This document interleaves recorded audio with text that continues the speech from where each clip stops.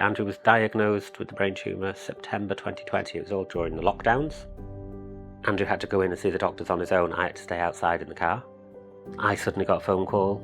It was Andrew on the mobile saying, "Can you come in?" Well, obviously my heart sank then, and her words were, "Live your best life." Best life.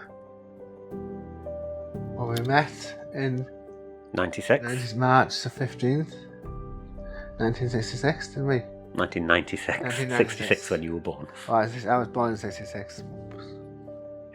So I ended up moving into a static caravan In my in parents' his back. parents' back garden. I used to call it Rose Cottage. Rose Lodge. Rose Lodge. Yeah.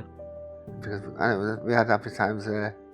It was alright. There used to be comments when you were going into town and stuff like that, and you just try and keep your head down. And so then we got followed by a bunch of lads. It wasn't the most acceptable in them days. They followed us again, didn't they? Yeah. So I said, "I've had enough, we need to leave."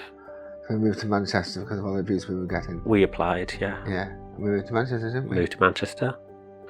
But obviously the children grew up. As time went on, our daughter had three children of her own, and my mum has got dementia, so I just said, "Look, I'm making the decision, can we go back to Wrexham?"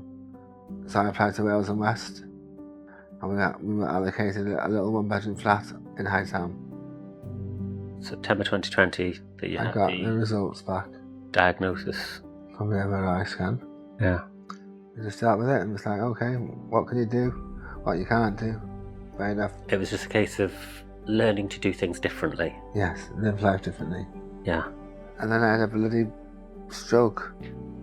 I contacted housing straight away and said, "Look, my husband's currently in the hospital because he's had a stroke. I need to look at an alternative now for where we live. I need something with direct access." Never thinking We'd be lucky enough to we'd be so lucky to get a bungalow. our bungalow in Sea College. It's perfect. Absolutely perfect. It's beyond perfect, beyond words.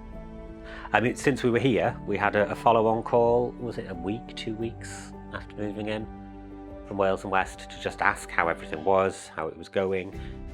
Are there any adaptations that would make things better? And I said, "Oh, well, actually, I was looking to contact occupational health because we needed a drop-down chair in the shower, a grab rail by the toilet, and a grab rail outside." And that was it. They said, "We can deal with that."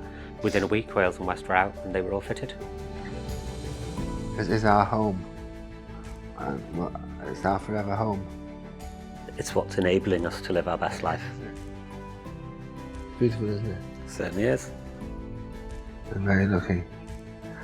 I did check with our housing association, and I said, "Well, we'll see be able to live in the bungalow when I die." And I got told yes, because he's a resident as well. I just wanted to make sure that he's got a home where he won't lose it, and that made me feel so much better. Because you love it here, don't you? I do. You love it. But I'd live it in a tent if I'm with you. Oh, bless him. I'm living in a bloody tent. No.